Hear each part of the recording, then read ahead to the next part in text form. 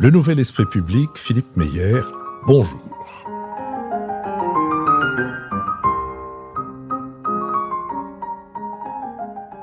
Bonjour, merci de nous avoir rejoints pour ce nouvel épisode de notre série Si c'est pour la culture, on a déjà donné. Épisode qui est la prolongation, la suite de mon premier entretien avec Dominique Vermorel, compagnon tailleur de pierre, avec qui nous avons d'abord essentiellement parlé dans un premier entretien de la formation des compagnons et de la manière dont on entre dans ce métier de tailleur de pierre. Dominique Vermorel, bonjour. Bonjour. Vous avez exercé ce métier, donc on l'a vu dans notre premier entretien, d'abord comme apprenti, puis au fur et à mesure des 8 années qui vous ont permis de devenir compagnon dans un assez grand nombre de villes de France, et puis un beau jour, vous vous retrouvez à Rodez. Et à Rodez pour travailler sur la cathédrale où vous travaillez encore, c'est-à-dire ça fait combien d'années que vous... Oui, ça doit faire 39 ans. J'aurais presque fait un tour de cathédrale, si on peut dire comme ça. Effectivement, j'ai commencé en 83, quand je suis arrivé à Rodez, pour effectivement participer à la restauration de la Maison des Compagnons et travailler sur la cathédrale. Alors pour moi, j'avais qu'une rue à traverser et j'avais 2 lieux qui étaient superbes, quoi, entre cet hôtel particulier qu'on restaurait et puis de participer à la restauration de la cathédrale. Alors, comme vous avez fait remarquer dans notre précédent entretien, vous-même, quand vous êtes arrivé à Rodez, vous saviez à peine où c'était, enfin vous avez regardé sur une carte, et vous n'étiez pas le seul en France. Je peux en témoigner. Peut-être donc que même aujourd'hui, où Rodez est peut-être un petit peu plus connu grâce au musée Soulages, mais peut-être serait-il encore utile que vous nous disiez à quoi ressemble architecturalement, ou de votre point de vue de tailleur de pierre, le centre historique de Rodez, dans lequel se trouve bien sûr la cathédrale. Oui, c'est sur un piton, vous l'avez dit. Oui, ce centre historique perché sur ce piton, où j'avais l'impression d'arriver sur un petit village, parce que c'était encore avec ces petites ruelles, ces places, ces marronniers, ces arbres, ces marchés, où il faisait bon vivre, de voir ces gens se côtoyer dans ces rues de ce petit village, malgré un temps par contre qui était assez rigoureux, et beaucoup plus rigoureux à l'époque, puisqu'on parle de quelques dizaines d'années derrière nous, mais qui était appréciable quand on voyait cette neige, quand on voyait ces moments aussi de froid, ces moments où la ville se repliait, se refermait sur elle-même, où tout le monde rentrait, et de vivre les saisons aussi. J'avais trouvé cette région aussi toujours extraordinaire pour ça, parce qu'on a encore des saisons qui sont marquées. On n'a pas un automne et un printemps, ou un automne et un été, mais on avait un hiver, on a un printemps, un été, un automne, et de voir toutes ces saisons qui défilent même dans ces villages, ou dans cette ville de Rodez qui a 40-50 000 habitants, mais qui avait l'impression d'être un petit village. Oui, je pense qu'il faut dire qu'il y a ce piton dont vous avez parlé, où se concentre toute l'ancienne ville, et puis cette agglomération dans laquelle il y a tous ces habitants est tout à fait en bas, et avec une architecture et des dispositions qui sont tout à fait différentes. Mais là, donc, où vous arrivez, c'est-à-dire à la cathédrale de Rodez, il y a pas mal de bâtiments Renaissance. Oui, bon, il y a des hôtels particuliers, on a la cathédrale, et puis après, oui, on a la maison d'Armagnac, on a plein de maisons qui sont qu'on lit très facilement à fenêtre à meneaux. On voit vraiment une architecture particulière d'une ville qui est très intéressante par rapport à son architecture. Beaucoup d'hôtels. Alors, vous venez de nous dire que vous êtes encore depuis 39 ans à travailler à la cathédrale, mais la demande initiale portait sur quel aspect de la cathédrale et sur quel travail en particulier? Et quand je suis arrivé, c'était les balustrades de la cathédrale qui menaçaient de tomber. C'est des balustrades du clocher, donc un clocher qui est à 86 mètres de haut. Et ces balustrades qui sont tenues entre elles par des fers métalliques qui rouillent commençaient à se détacher et pouvaient créer des accidents. Donc ça a été une nécessité d'échafauder et de restaurer ces balustrades. Donc je suis arrivé avec avec cette mission-là, de participer et d'encadrer l'équipe qui était sur place pour redynamiser, puisque l'employeur qui m'avait pris pour ce chantier-là habitait Toulouse. C'était l'entreprise Chevrin-Gély. m'avait confié cette tâche un petit peu de restructurer cette partie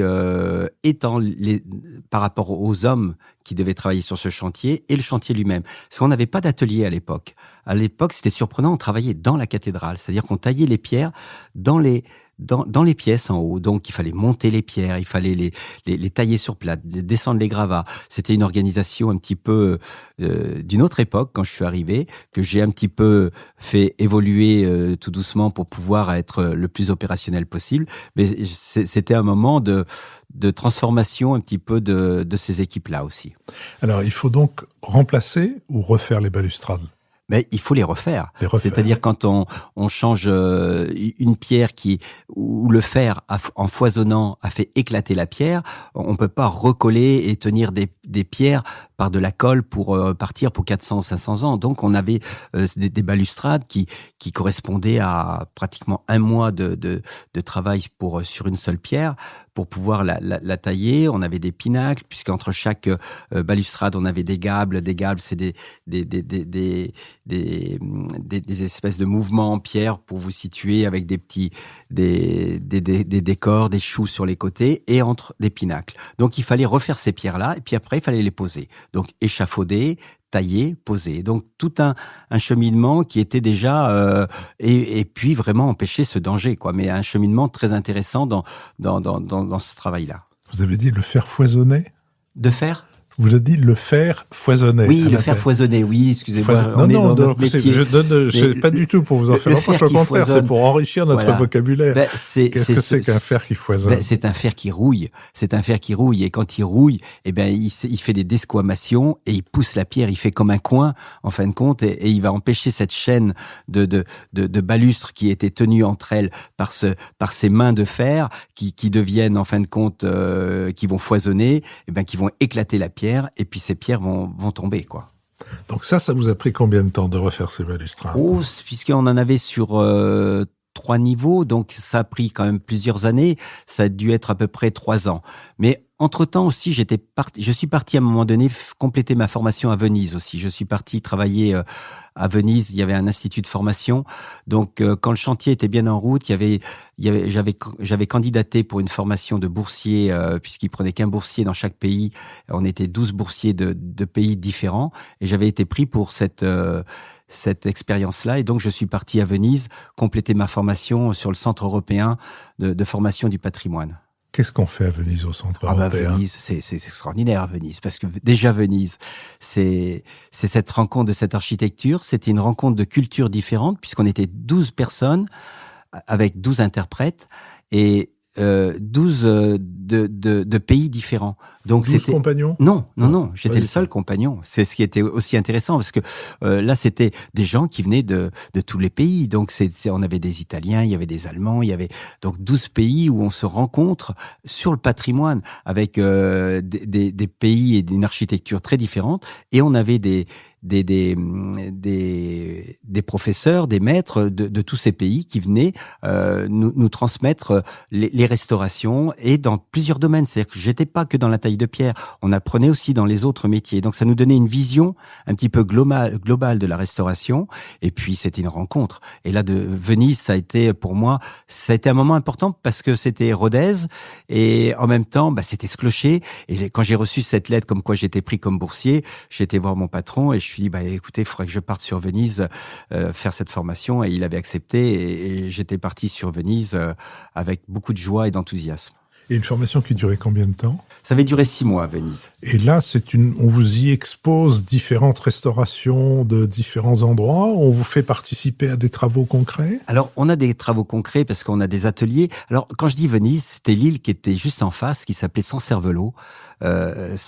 C'était une île qui était un institut psychiatrique de l'époque, Sancervel, et de se retrouver sur une petite île en face de Venise, de traverser, prendre ou les Vaporetto, ou nous, j'avais restauré avec un Anglais un bateau, et on rejoignait Venise comme ça le soir après les cours.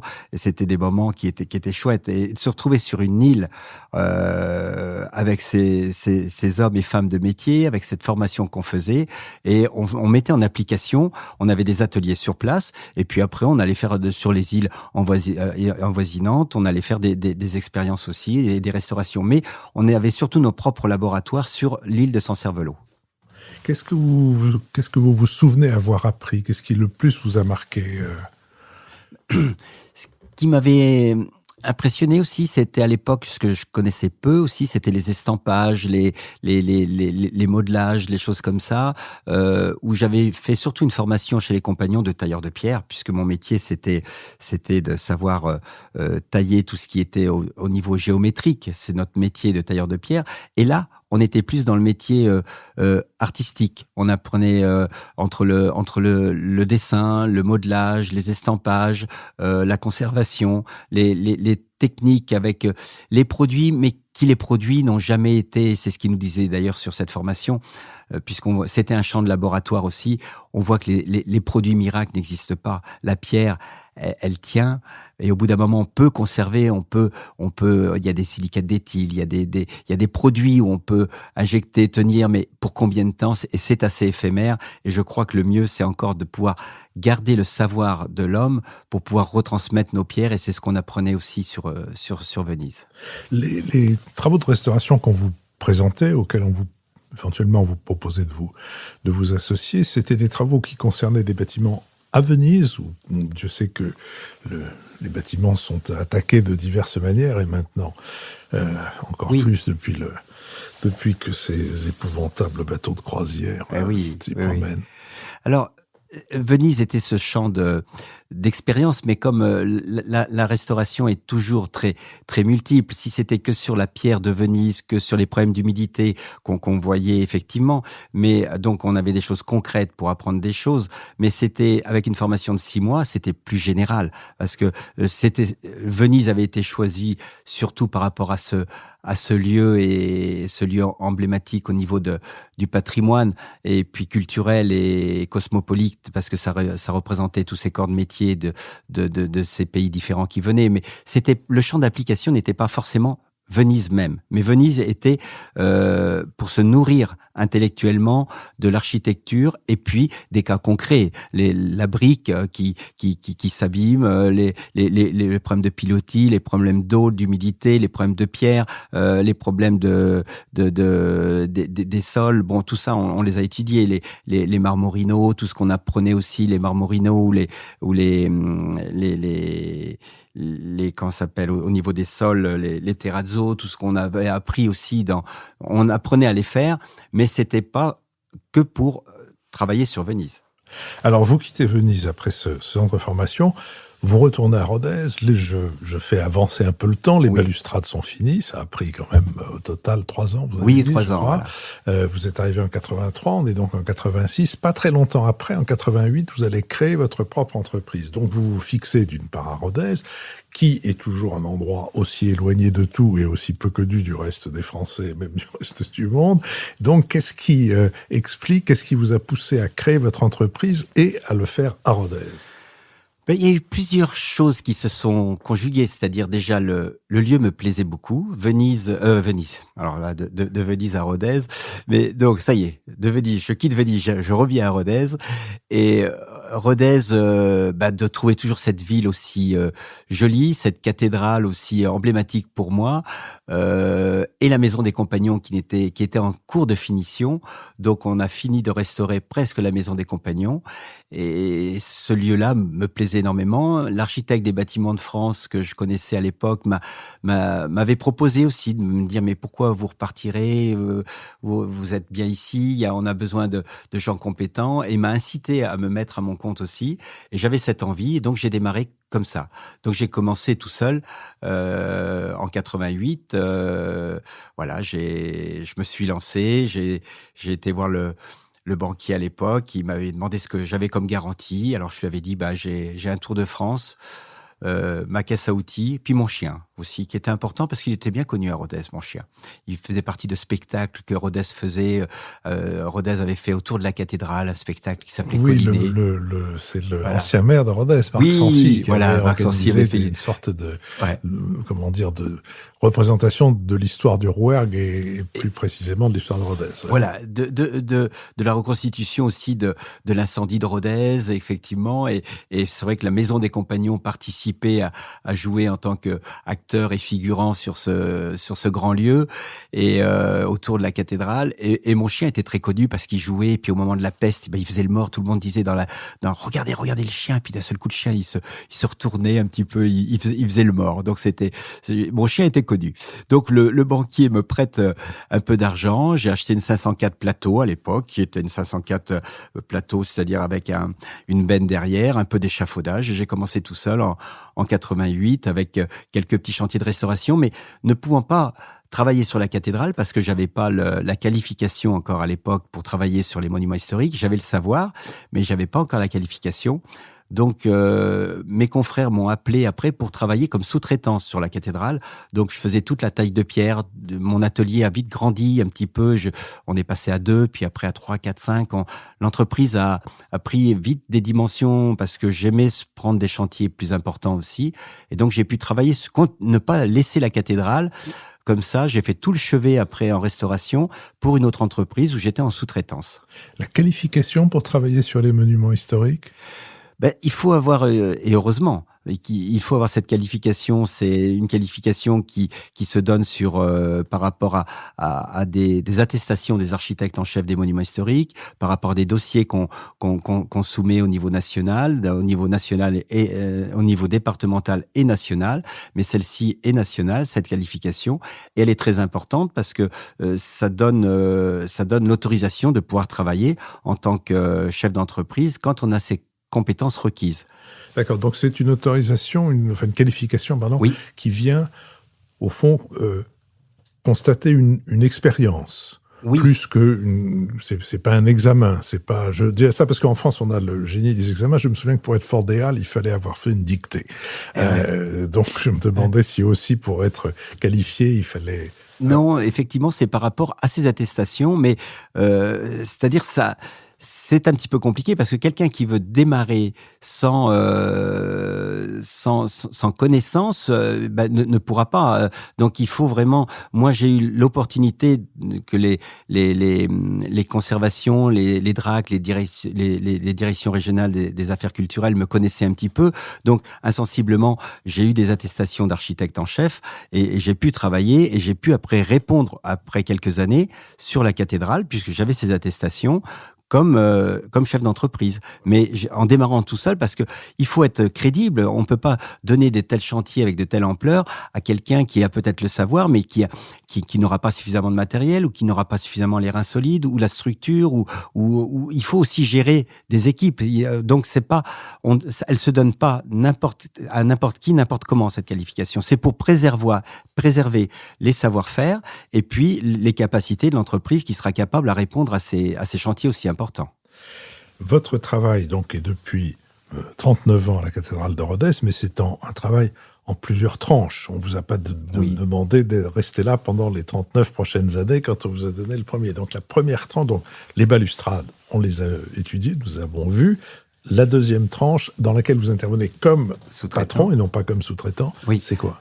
Ça a été juste en face de la Maison des Compagnons, cette petite ruelle d'Impasse Cambon. Ça a été donc la façade nord des bas-côtés.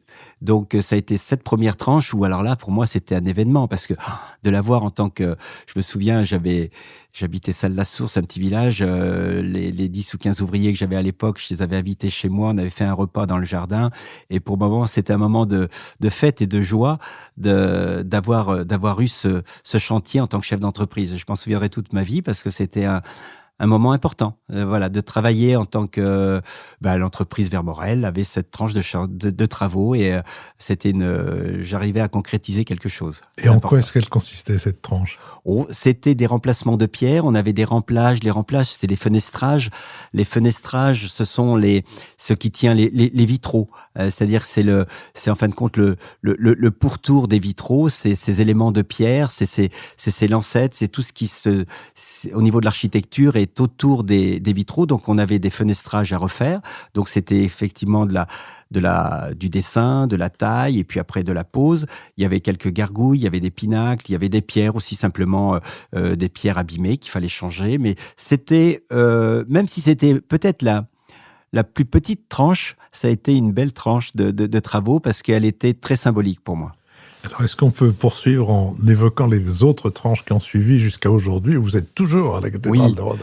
Alors, effectivement, 39 ans. Faut pas se dire 39 ans en continu. Des fois, il y avait des interruptions de 6 mois, 8 mois, 1 an, entre d'autres marchés qui se lançaient tout doucement. Il y avait des travaux à l'intérieur. L'architecte des bâtiments de France a fait beaucoup de travaux sur la cathédrale de Rodez. À l'intérieur, on enlevait les grilles au niveau du chevet qui étaient à l'intérieur. On nettoyait des chapelles. Donc, il y avait toujours une activité. Même s'il n'y avait pas d'échafaudage pendant 6 mois à l'extérieur, il y en avait à l'intérieur, je vous rassure. Parce que les Ruthénois disent souvent, effectivement, on a toujours vu la cathédrale de Rodez avec des échafaudages. Mais il y avait des moments d'interruption sans échafaudage, mais peu. Alors donc le tour a été effectivement le clocher, le chevet, cette façade nord du bas-côté, et après le clocher où on est remonté 3 ans sur chaque façade du clocher. Alors le clocher, c'était la première, ça a été la face nord, la face ouest et la face est, mais c'était 3 ans de travaux, un peu plus même sur chaque tranche du clocher, mais à 86 mètres de haut, monter un échafaudage là-haut, se retrouver avec, se dire à l'époque, en 1526, ils étaient là, et là, 500 ans après, ou à peine, mais se retrouver à restaurer ces pierres-là, c'était des beaux moments aussi au niveau du clocher. Alors, Dominique Vermorel, dans un prochain entretien, on parlera d'une autre restauration qui avait un caractère assez différent en certains égards, qui est la restauration du château de Bournazel. Je l'avais annoncé dans notre premier entretien, et nous avons ici reçu les propriétaires, mais là on vient de parler de Rodez et de sa cathédrale. Évidemment, ça me conduit à vous poser la question de Notre-Dame. Comment vous, de votre point de vue de compagnon tailleur de pierre, vous voyez l'ampleur de ce travail? Et est-ce que vous avez la possibilité d'y prendre part? Alors Notre-Dame de Paris, effectivement, quand on a tous vu cette flèche partir, disparaître comme ça en fumée, moi j'ai eu cette émotion aussi. J'ai eu des gens qui m'ont envoyé des mails, des SMS catastrophés. Mais je me suis dit, dans ce côté de bâtisseur, de tailleur de pierre, pour moi c'était grave, mais c'était pas irréparable, parce que je savais qu'on avait les hommes de métier pour le faire. Moi, j'ai répondu tout de suite, mais on la refera. Et je me souviens des SMS que j'envoyais, qui déconcertaient certaines personnes, en se disant, mais parce que je savais que tant qu'on a le savoir et les hommes de métier, on est capable. Et pour la plupart des Parisiens et du monde entier qui voyaient s'anéantir, partir la cathédrale en fumée, en se disant, mais on pense que c'est immuable. Mais que ce patrimoine, il va rester toute la vie. Mais non, il va pas rester toute la vie. Il peut partir en fumée, mais il peut rester si on a... Notre patrimoine ne peut jamais mourir si on a le savoir-faire pour le restaurer ou le refaire comme à Paris. Vous voyez, Rodez, qu'on est en train de refaire ses pierres, c'est un gros pulse. On enlève une pierre, on en remet une autre. Mais si on perd ce savoir-faire, eh ben, ça serait immuable. Tandis que là, on repart pour 500 ans à chaque fois. On change une pierre, elle est là. Là, Notre-Dame, c'est un chantier fabuleux. Il s'est mis une organisation. J'ai été le visiter à 2 reprises. Impressionnant même, parce que, pour moi, impressionnant parce que du temps des cathédrales, quand on construisait les cathédrales, on posait la première pierre et on savait pas quand on finirait une cathédrale. Donc, il n'y avait pas de date de fin. Tandis que là, il y a une date de fin. Et la date de fin, il faut aller assez vite. Donc, il y a toute une organisation, il y a toute une ville qui est autour, qui est structurée. Quand je l'ai visité, ce chantier-là, je me suis dit, pour moi, malgré qu'on est une 60aine dans l'entreprise, je me suis pas senti seul, en tant que tailleur de pierre, prendre cette mission dans le délai imparti. Donc j'ai préféré répondre avec un collaborateur, avec une autre entreprise, où on a répondu pour un lot sculpture, pour reprendre éventuellement une tranche, une partie de travaux qui serait plus à ma hauteur et à ma dimension, que de rentrer dans ce défi qui était trop avec un temps trop imparti. Oui, c'est l'idée d'avoir fini en 2024, oui, qui change complètement la donne pour vous.